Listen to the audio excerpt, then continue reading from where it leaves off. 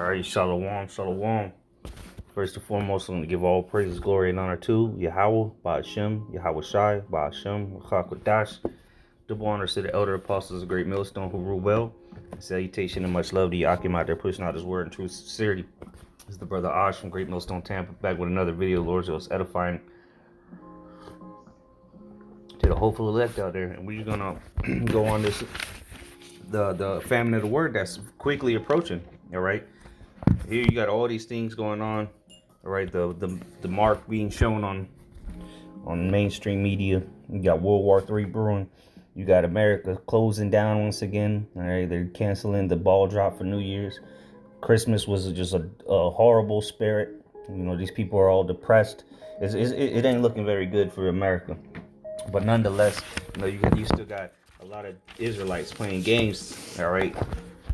Not taking heed to the words of Yahweh Shem outside, and as the scriptures say. Let's get this real quick.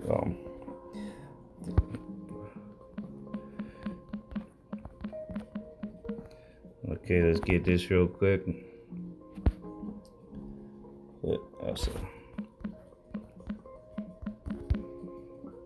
right, this is Sirach 5 and 7. Make no tarrying to turn to the Lord, and put not off from day to day. For suddenly shall the wrath of the Lord come forth, and in thy security thou shalt be destroyed and perish in the day of vengeance. So you got a lot of people that have heard this word, but they just want to continue to live their life. All right, a lot of our people want to continue living in their bullshit ways. All right, whatever they think is right, their bullshit philosophies or whatever they're following after. They want to continue in that, follow the ways of this world, and they're going to be punished. All right, they're going to be destroyed. All right, and when the Lord returns and brings the day of vengeance. But the scriptures, you know, the key point was make no tarrying to turn to the Lord. All right, so you keep putting off the Lord, well, He's gonna put you off. Because when you go looking for the truth, when all hell hits the fan to a ridiculous level, because this shit's already hitting the fan. All right, there's poop flying in your face if you haven't noticed. So things are gonna get a lot worse though. So let's get into Matthew 25, because when you go looking, you ain't gonna find it. Let's start at the top. This is Matthew 25 and 1. Then shall the kingdom of heaven be likened unto 10 virgins, which took their lamps and went forth to meet the bridegroom. And 5 of them were wise, and 5 were foolish. So the 5 foolish were the ones thinking this was a game, not really putting in the effort into this, not getting built up in the spirit, all right, not increasing in the faith. Just being stagnant. Just they know they're Israelite, might throw a t-shirt on with the fringes, yell Kwam Yasharala and tell the white man, he scream at the white man, tell him he's the devil, but they're not changing their ways. They're not actually applying the scriptures. And then you have some that may have just heard the word and kept passing on. All right, as the scriptures say, the foolish pass on and are punished. All right, but the prudent looketh well into his going. Okay, the prudent man and hideth himself. But the foolish pass on and are punished, you know, roughly paraphrasing. So there's going to be a distinction very soon, which, as there already is, some people are just too stupid to realize it. Verse 3, they that were foolish took their lamps and took no oil with them, but the wise took oil in their vessels with their lamps, which is that knowledge, wisdom, and understanding. Okay, that oil is likened unto oil, the wisdom. Okay, verse 5, while the bridegroom tarried, they all slumbered and slept. And at midnight there was a cry made, behold, the bridegroom cometh, go ye out to meet him. And we're approaching this time, man, the midnight, because the midnight, you know, is the next day, according to this world. You know, when midnight strikes, you're in the new day. So we're entering to this new day, man. The end of Esau's day. The sun is setting on Esau and it's rising on the Israelites. Beginning with Yahweh Shai. Verse 7, then all those virgins arose and trimmed their lamps. So now everybody's trying to scramble to trim their lamps, right? Trying to get this, because what the scriptures say, knowledge and wisdom shall be the stability of their times. So now they're trying to use that oil to remain stable, to be able to see through the darkness. It says, then all the virgins arose and trimmed their lamps.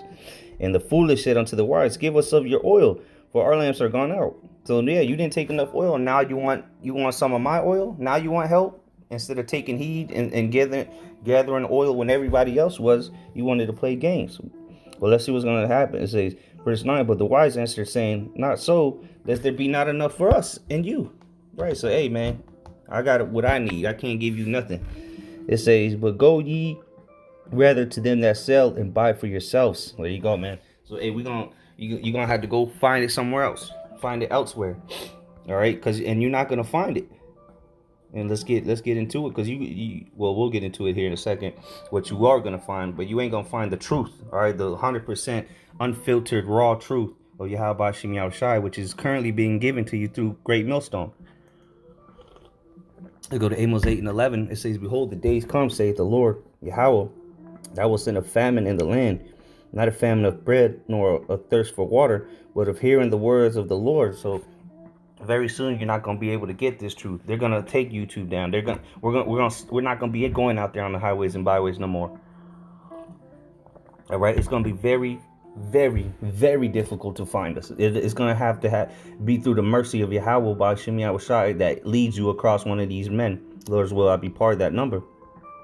It says, verse 12, and they shall wander from sea to sea, and from the north even to the east. They shall run to and fro to seek the word of Yahweh, and shall not find it. There you go, man. You're not going to find it. You're not going to find the true words of Yahweh Shem Yahushai. What you will find is some leaven, all right? And that's the scriptures say, a little leaven if the whole lump. So you're going to find these guys that they might still be out there, all right, screaming at the white man, which all hell's going to be broken loose when we not out there no more. But you never know. You might have some of them bootstrapping Israelites out there, all right, with with the body armor on and the bulletproof vests and the AKs. You know, I wouldn't be surprised, honestly, at this point. All right, but what you're not, that's not gonna be the truth. All right, it's gonna be watered down, and if it ain't the truth, then it's a lie. All right, it's either the whole truth, nothing but the truth, or you're lying. All right, simple as that. So they're gonna give you that watered down doctrine, or them salt waters, all right, when you're looking for fresh water. So 2nd Ezra 5 and 9, because remember, you might find some of that. You might find some motor oil, used car oil, instead of the real oil you need to trim them lamps. You know what I'm saying? Yeah, you might find some oil, but it ain't gonna be the oil you need. It ain't gonna be the oil you want. Just like you might find some water, but it ain't gonna be the water you want. All right? You know, I'm using that as a symbolism for the word, for the wisdom. 2nd Ezra 5 and 9. And salt water shall be found in the sweet. The salt waters is that bullshit doctrines, man. When people go running to ask what the mark of the beast is, and you haven't been taking heed to Great Millstone, or to keep lollygagging, well, guess what? You're gonna find that salt water. They're gonna tell you, oh, it's Christianity, it's this and it's that. It's not the mark. It's not the chip. It ain't the chip. Ain't no microchip. You know? Okay, well, we'll see. That's gonna be them salt waters you run to. All right. When you can't find the words of the Lord, it says, and salt water shall be found in the sweet, and all friends shall destroy one another. Then shall wit hide itself, right? Because the wisdom is going to hide itself. It's going to be the famine of the word, and all you're going to be able to find is them salt waters. And all hell is going to be breaking loose when this takes place. It says, because it says, then friends shall destroy one another. Then wit shall hide itself, and understanding withdraw itself into his secret chamber. Right? So the Lord's going to have a hedge of protection around these men. And it's going to be damn near impossible, again, unless the Lord have mercy on you and guide you to one of these men, for you to find this truth, man. Verse 10, or to get the full understanding, or to receive salvation, you know, whatever the case may be. In verse 10, and shall be sought of many. So a lot of people, like I said, read in Amos, a lot of people are going to be wandering from sea to sea. It's going to be sought of many, because people are going to realize, damn, you know what, those guys that were screaming on the corners, telling us nukes were coming, and this was coming, and that was coming. You know what? I remember they said this, they said that. They were right. Let me go see if I can find them. And we ain't going to be there. You're going to go on YouTube. We ain't going to be there. You're going to go on BitChute. Honestly, we ain't going to be there. You're going to go to, you might know one of the prophets personally. You're going to go to his house. He ain't going to be there. You know what I'm saying? The Lord is going to have you, man. You're going to have to be predestinated, put it like that, from the foundations of the earth, before the foundations of the earth, to get this when the hell hits the fan. Okay? This is, shall be sought of many, and yet not be found. Then shall unrighteousness and incontinency be multiplied upon earth. So when you don't see us out there no more, you should be very afraid, terrified, because it's going to get unrighteous and incontinency. will be multiplied, which is wickedness, evil. Incontinency. Let's Google that word etymology, just because I've looked it up before, but it's been a while. Let's spell that.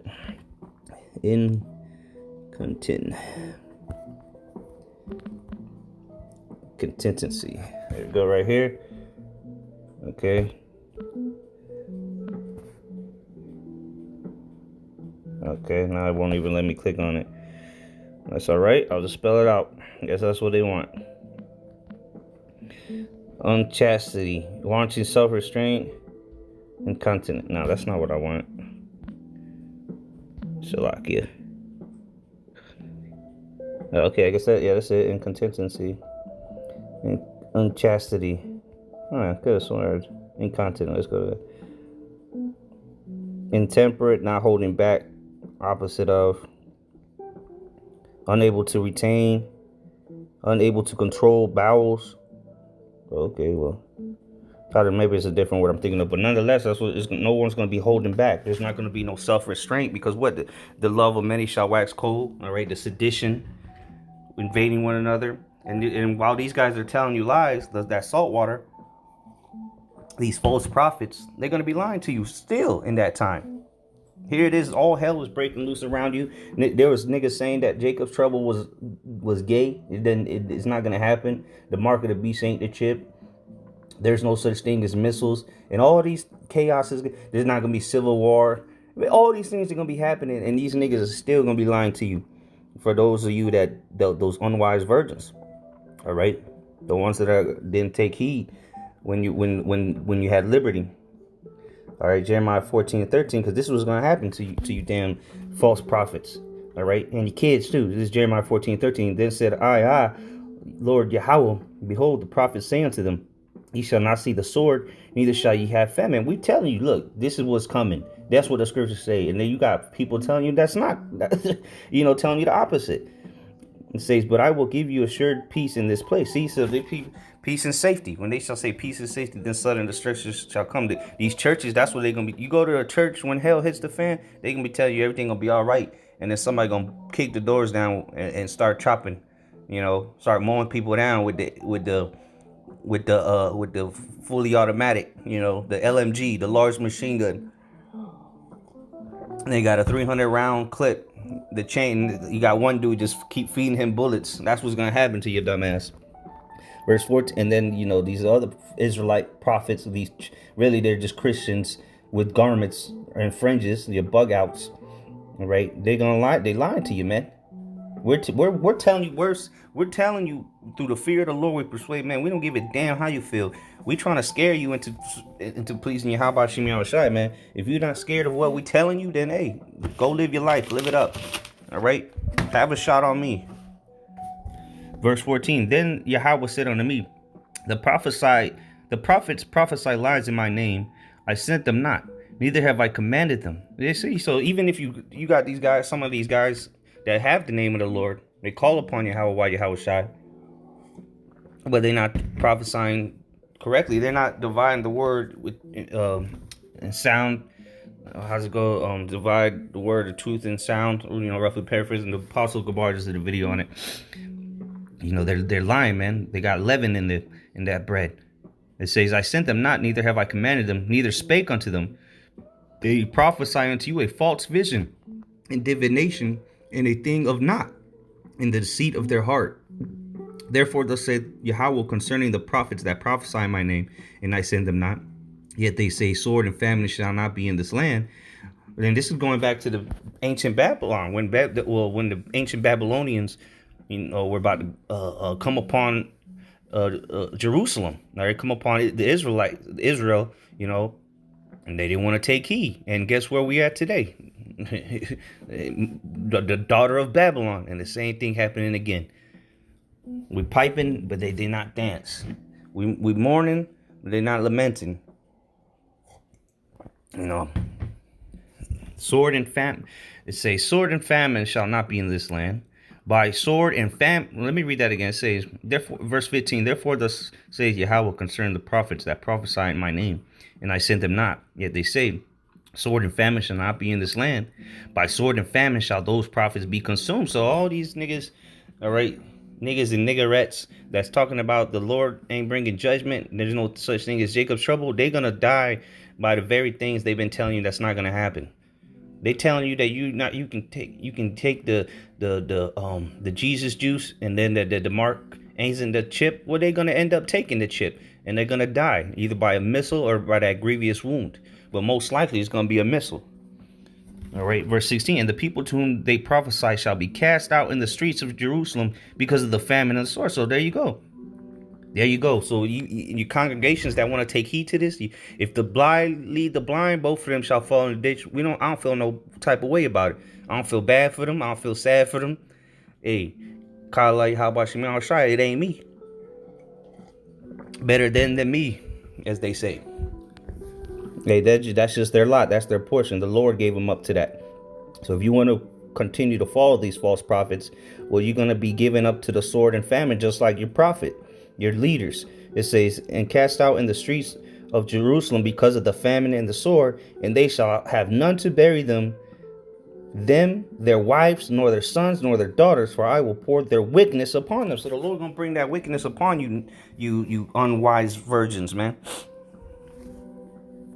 That judgment is coming, man. And we've given you the warning. You either take heed or be destroyed. Simple as that. So we'll end off on here, Ezekiel 3 and verse 26 here. It says, because it's going to get to a time where you might come across a prophet, a true prophet of the Lord, and the Lord might seal their mouth, man. Just because he don't want you to be healed and converted, man. Okay, as Yahweh said, lest they be healed. Let me get that. Heal, convert. Well, that's a good. That's where it was quoted at in the New Testament. I wanted in the Old Testament. I want the one in the New Testament though. Let's see, how was that? Or maybe just heal and convert. Yep. This is it right here in Matthew 13, because the Lord said it. You know, which way he was quoting Isaiah, but this is Matthew 13. I'll start at 13, Matthew 13:13. Therefore speak I to them in parables. Right, so that's why they can't get it. And then it's going to be too late when they want to get it. All right? Because even us right now, we speak unto these people in parables, man. They don't understand what the hell we're saying, just like the people didn't understand what Yahweh was saying. All right. Therefore speak I to them in parables, because they see not, and hearing they hear not, neither do they understand. And in them is fulfilled the prophecy of Isaiah, which saith, by hearing ye shall hear and shall not understand, and seeing ye shall see and shall not perceive. For this people's heart is waxed gross, their ears are dull of hearing, and their eyes they have closed, lest at any time they should see with their eyes and hear with their ears, and should understand with their heart, and should be converted, and I should heal them. There you go. So the Lord don't want to save these. Don't save them. So the Lord don't want to save them. All right?